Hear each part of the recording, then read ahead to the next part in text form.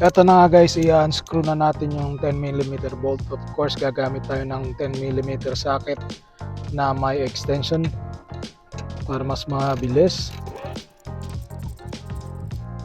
Tapos ihahanok na natin to. Pero syempre sasaluyin natin yung computer. Pupush lang natin to. At bababa na siya. Okay guys, so we have our new blower motor. Got it from A-Premium, syempre from Amazon. So tingnan natin ang bagong na itsura niya.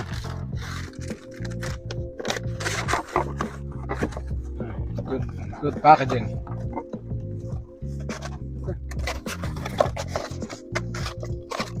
Alright, so this is the new blower motor. We're gonna reconnect. We're gonna replace the old one.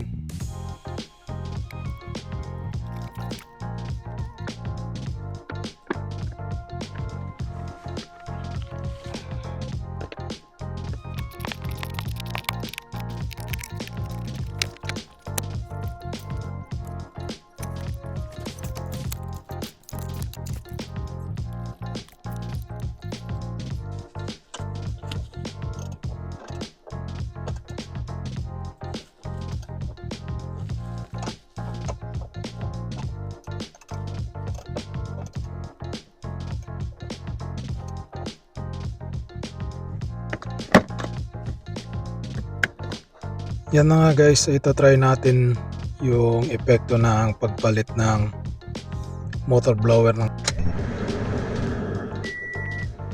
Yan, ang lakas ng buga ng hangin, no?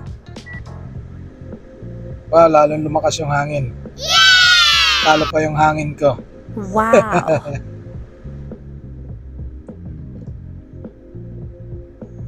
Lagyan natin sa medium. Wow. Hanip, oh. Okay, till the next video. See you guys.